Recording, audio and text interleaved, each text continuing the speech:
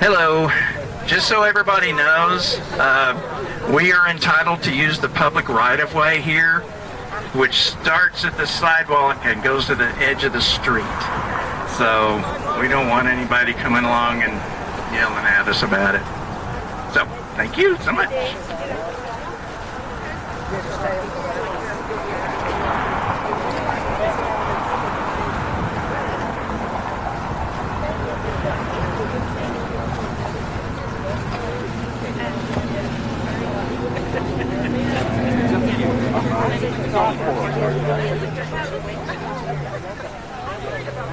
Here he comes. Oh, there he is. Good.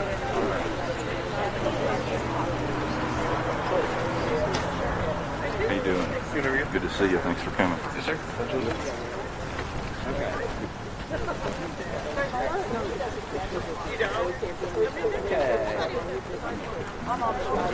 It's working out, Julie? Have you got sound coming from my little dealie here? Probably so. Yeah. And as soon as he can make it across the street, ladies and gentlemen, let's have a warm welcome for Norman's Mayor, Steven Hullman.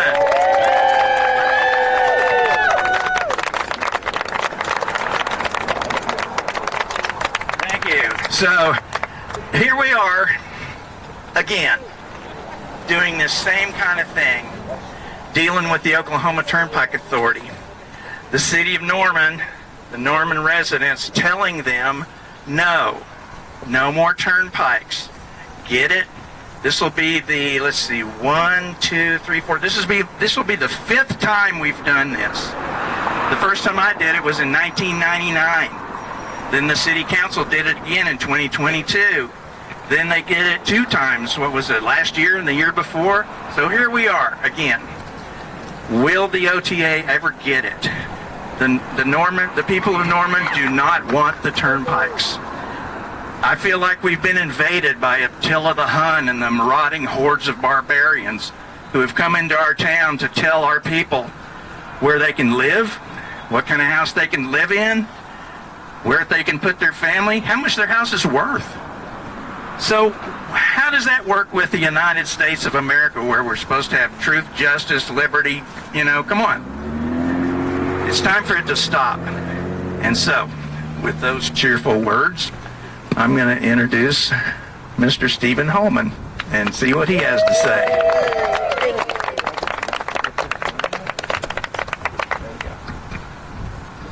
Well, just want to thank you all for being here and thank all these residents and supporters in Norman for this cause. I just want to make it very clear that in my recent campaign running for mayor of Norman, this issue was the #1 thing that I heard at the doors. Not just in rural East Norman or North Norman where this is proposed to go, but all over Norman. People are concerned about this.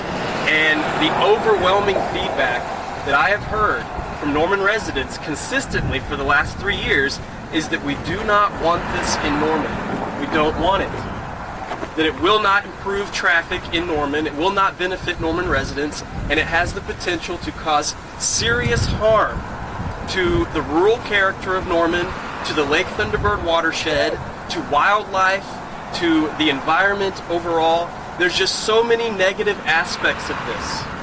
And yesterday, we had a meeting, we had an update on the regional long-range regional transit plan for central Oklahoma. And I noted this, that just the cost of this south extension alone could more than pay for the entire long-range regional transit plan, almost twice over. And those solutions are what will actually reduce traffic on I-35 and make it safer, not this toll road. There is evidence all across the country, historic evidence, that adding more highways and more toll lanes does not reduce traffic. It increases traffic.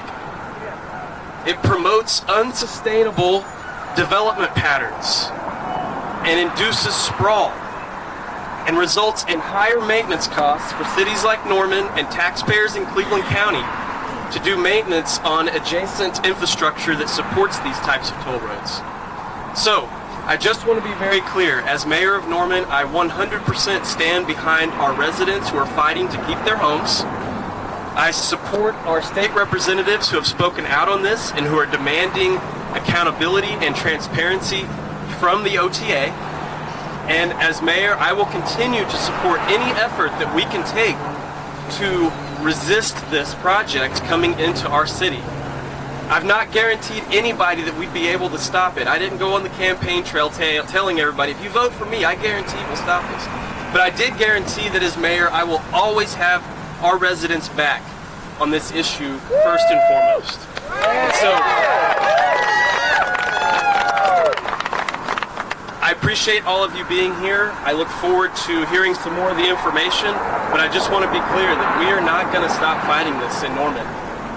We are going to fight this till the very end. And even if we're not able to stop it, this will be the biggest fight that OTA has ever had to deal with. And it will change how they do business going forward in the rest of the state, so that even if they are able to get it through here, maybe we're able to stop them from doing it to other communities in the future. So, thank you.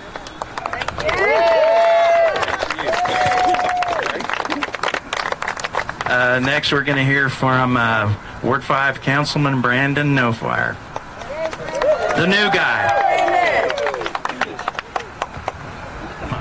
Eat the mic. I'm just going to start this off by saying that I know I haven't been a councilman for very long, but I've been fighting the turnpikes since they originally came into Norman, or announced that they were coming into Norman, and that's never going to stop. As long as they're coming through, I and we, the citizens of Norman, are going to continually push back, and we're going to try and make it consistently, fiscally unfeasible to put this turnpike in. We will never give up, and we will never back down from them.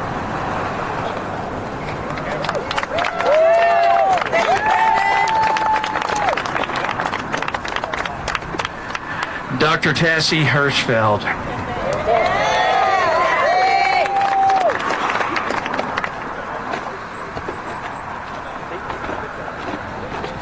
Thanks, everybody. Thanks for coming out. I especially want to thank the media for continuing to cover this story.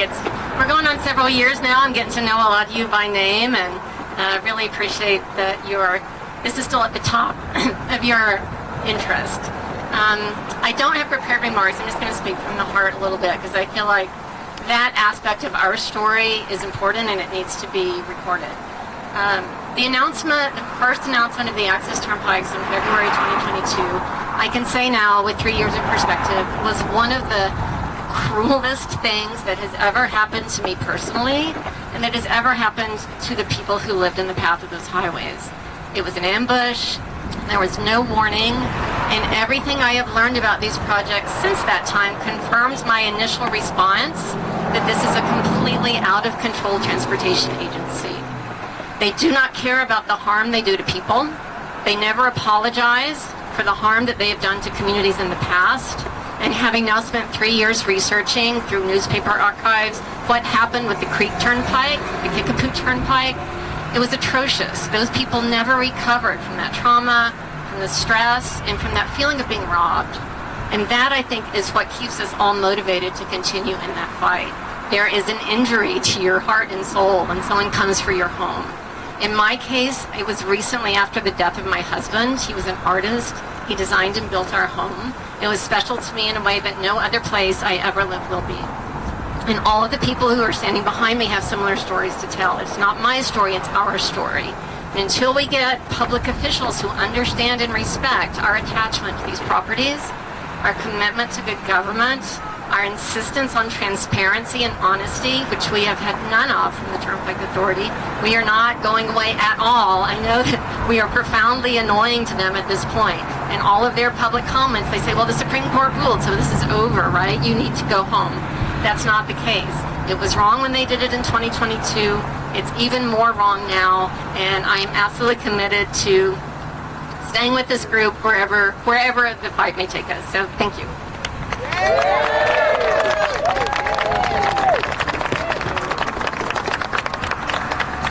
State Representative Annie Menz, are you here? You're up.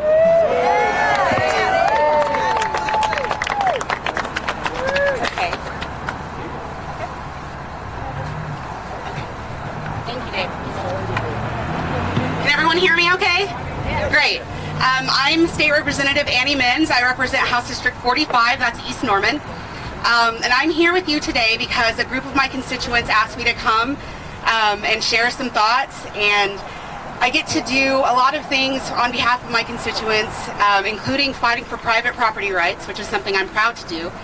And another thing, for example, earlier this month, I was invited to a small rural school out east of town, much smaller than the one that we're in front of right now, to participate in a career day.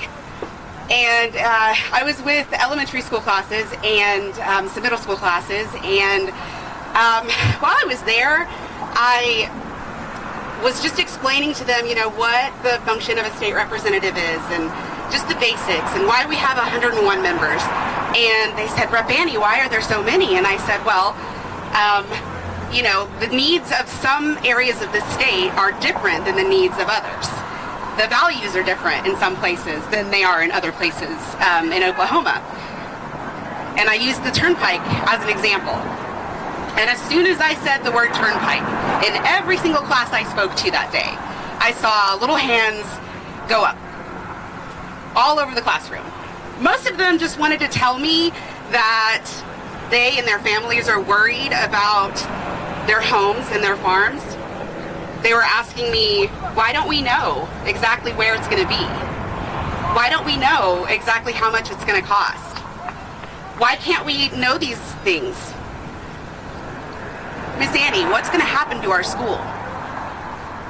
And I'm not ashamed to admit that after that career day event, I went back to my car and I cried. Because as if it's not hard enough for kids to be kids these days, now they have to worry about something like this. And every single time there's a press release or an announcement or an event, and we see those 3 words OTA, it traumatizes people, including children. So I thought today, whenever I was invited to come and speak, that I would bring forward the voices of my constituents who can't vote yet. They would want me to tell you to help them protect their homes, protect their neighbors, their churches. Please don't take their school. Thank you.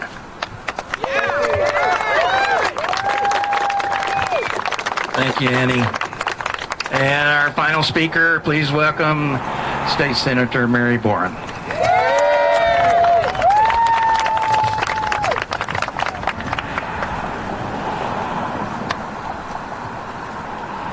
Thank you, everyone, for being here. Thank you all for being here.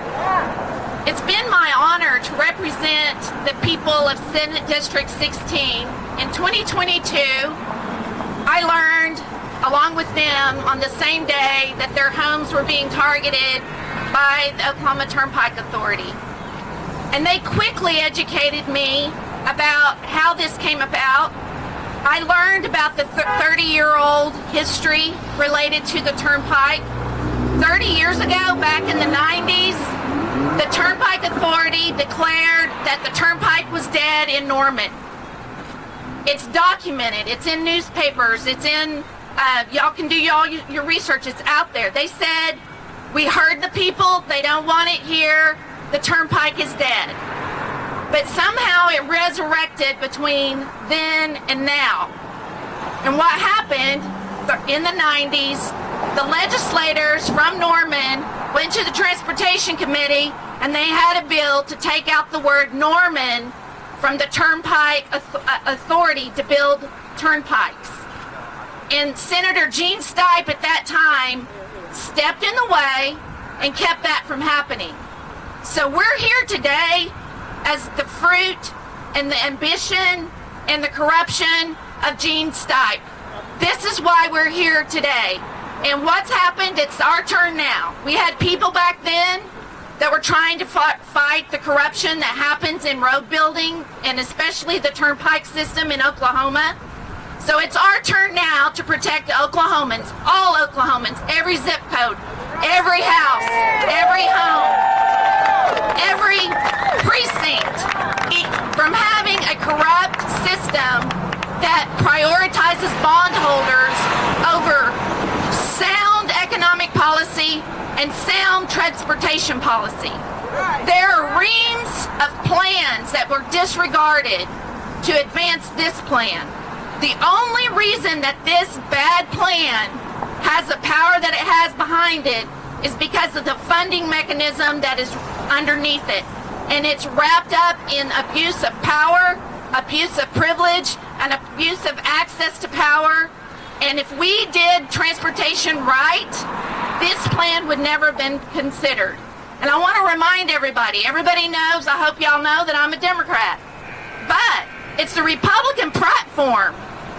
It's the Republican platform that had to stop the turnpike in it. And there's a reason why they put it in their platform. It's because when they put it in the platform, they understood it's very hard to hold government accountable for taxpayer dollars with the mechanism and the way that the turnpikes are funded and the votes that are necessary to get it funded. If you all have been following what the Turnpike Commission and the OTA and the board has been doing since 2022, and we've had evidence, they have rubber stamped almost every vote since its inception. I think there's been maybe a handful of no votes since it's been its inception. So you can't hold an organization that doesn't hold itself accountable.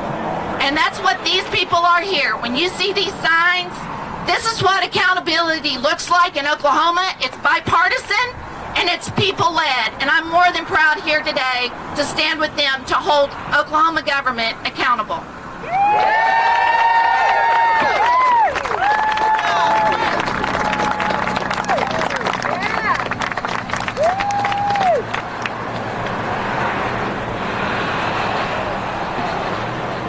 Thank you, Senator Borne.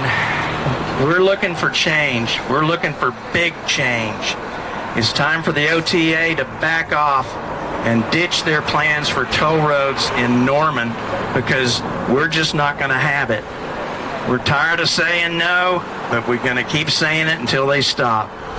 So thank you guys for coming out. Have a fantastic day. Please hang around and speak to the speakers and whoever else. There are a lot of people here that you can talk to, and they're all very knowledgeable about this subject. Yes, questions. Do you have questions? Yes, the OTA claims that this group is spreading misinformation to the homeowners. What is your response? The question was, the OTA claims that we are spreading misinformation. What is my response? What misinformation? Show me some. Show me some. We document everything. We are so cotton-picking meticulous about documenting what we do. And I'm not a professional researcher, but I have learned how to do it.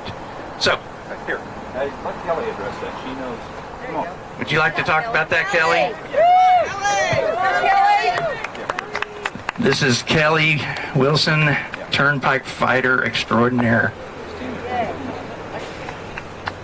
Just to clarify, which information did the OTA say was misinformation? They claimed one of the things was that someone said that this meeting today, the open house, would be canceled. What? They did? I had not heard that. I'm not sure. No one in our group was sharing that it was going to be canceled. I know. Anybody? So I know that the authority has, from time to time, has said that our group has shared misinformation about the property that was taken. And so I just wanted you guys to know I actually brought a printout of a spreadsheet that we've put together. Every case that went to condemnation on the Kickapoo is documented on there. And it is labeled as such that, so as right-of-way progresses, If they don't come to an agreement with the Turnpike Authority, then the Turnpike Authority will take it to condemnation, file it in district court. Then they will appoint 3 commissioners who will give an award. They will value the property, will say what their award dollar amount is, and then they deposit that with the court. And then that's when the Turnpike Authority officially takes the property. But the Turnpike Authority, I noticed Terry Angier said in one of the last newspaper articles that once it's in the court system, it's out of their hands, but that's actually not true, because if you look through all of those court documents, you see that the Turnpike Authority actually continues to negotiate with the landowners, and some of them actually come out ahead from what the commissioner offer was, and then some of them go ahead and take the commissioner's offer, and some of them go ahead and ask for a jury trial, and they take it all the way to the jury trial. And that's probably the part where the Turnpike Authority thinks that we're sharing misinformation, is that it seems to us, and you can see this in the documentation, looking through the court documents, that the juries usually come back with an award a lot higher than what the commissioner award was. So the proof is kind of in the pudding. So I'll share those spreadsheets with you guys, and you can look up the documents.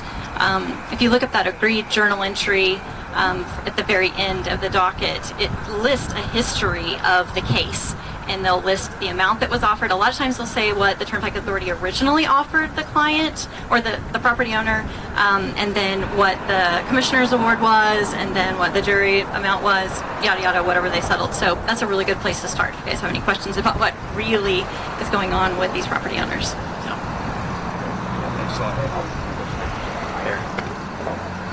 Thank you. Since this tolling was passed by the state Supreme Court, what is your next action? We're going to keep doing what we do. I'm going to challenge the news media to start fact-checking the OTA. You guys fact-check the crap out of us, which you should. It's time to start fact-checking the OTA. Don't just accept what they say as is the gospel. So, enough said on that. Any other questions? Said none. Going once, going twice. Are there any homeowners directly impacted here? Can I respond to your what next? You're asking what's next. Yeah. Does the Supreme Court ruling end the matter? It doesn't. The plaintiffs were different. The map was different. They didn't have a chance to go and plead their case. So they don't have the same standing. We have new plaintiffs. That's one. That's not the end of it. Secondly, their return on investment for the bondholders assumes that only less than 5% would go to eminent domain. You look at this crowd. You think more than 5% are going to go to eminent domain? That changes the return on investment. Meaning, if there are more plaintiffs that go fully to eminent domain, then they have to go back to the bondholders and determine how they're going to pay for this messed up system that they have. And that's when you get cost overrides and all of that. Plus, in November 2026, we will elect a new governor. So we're only talking 14 months away. And the OTA needs to come to tell y'all how confident are they that the next governor is going to support this scheme. Because that's a huge variable right there. We have an election, we have new plaintiffs, and we have a different return on investment that they're having to calculate with the folks here that are demanding that the state of Oklahoma and the Oklahoma Turnpike Authority be held accountable. Thank you, Mary. And guys, here, I'm going to grab that little microphone from you. If you want to fact check Mary, go ahead. She's an attorney. She knows what she's talking about when it comes to this stuff. But please, I mean, one of the things that I gained great respect for when I first started doing this kind of work was that one of the leaders said, don't believe me. Don't believe what I say. Believe it because you've checked it out for yourself. And that's what we've been doing for 3.5 years, and I think that's one of the things that makes the OTA so squirmy. So, if you have another question, please go right ahead. Oh, here's Kelly. One other thing that I would like to address is that it's come to my attention that the Turnpike Authority often says that they will work with the landowners and that they don't need to hire an attorney because that will just suck part of their settlement into attorney fees. But I just want everybody to know that just because you hire an attorney does not necessarily mean that you're going to court. It means that you have an advocate to counsel you, to let you understand what your rights are, and make sure that none of them are being violated, and that you are, in fact, receiving just compensation. I have open record requested some documents from some landowners that have already sold out to the Turnpike Authority. I have no issues with them. I'm not holding that against them. Everybody has to do what they need to do that's best for them. But this landowner was able to detail and document all of the reasons why she felt her property was worth more than what the Turnpike Authority had offered her. I want you guys to know the original offer was less than half what she ended up with. And she did eventually hire an attorney to help her, but she also had to consult a CPA. She had to go out and get her own comps. She had to request a copy of the appraisal report. They did not just automatically provide that to her at the time they gave her the offer. I have actually spoken with some other residents who have received an offer, and obviously their house has been appraised. And when we looked through the appraisal documents, because they actually did have to request that as well, there were a lot of pages missing. Over half of it was missing. So why is that? Why were not all the pages included? So the landowner has an opportunity to see exactly how they value the property. So anyway, so I just wanted to make those points that landowners should probably look into hiring somebody to counsel them through the process. Well, let's see. I think I'm going to wrap up that question. You've heard of the phrase, kill the messenger? That's what the OTA's been trying to do with us because they've run out of ideas of things to say to counter what we're doing. Are there any homeowners here? Any homeowners here? There are a couple. Yeah. Yeah. Well, and let me say something about that. Everybody in the city of Norman is affected by the turnpikes. Not just the people whose houses are going to get bulldozed down. They just have an extra measure of suffering. But everybody in the city of Norman is affected. But in fact, everybody in the state of Oklahoma is affected by what would end up being a $20 billion project, not $8 billion. Because you got to add in the interest and the service on the debt. And that takes that $8 billion to almost 20. So fact check it. I mean, come on. Let's go. But they've run out of ways to discredit what we're saying, and so now they're just going to start attacking us personally, which they have done already. So, any other questions? Is there a lawsuit in the works for the current line? Is there a lawsuit in the works? There are plans. That's about all I can tell you. But yeah, stand by because it's going to get exciting. As if this was not exciting enough. I'll tell you what's weird is when I go to a Turnpike Authority meeting and I'm standing next to a big shot Turnpike Authority guy and he turns around and he goes, Dave Moore. And I just said, you know what's weird is that you even know my name. That's what's weird. I bet you don't know the names of all these other people that are out here, but you know me. Why is that? Well, it's because I got a big mouth and I'm not afraid to use it. But truth is truth, and facts are facts. And people deserve a lot more consideration than what they've been getting. So we're out of time. So we're going to wrap this thing up, and I think after a while we're going to wander over and see what the OTA's up to. Thank you all for coming out. And be sure and grab some people and have some one-on-one talks with them. That's why they're here.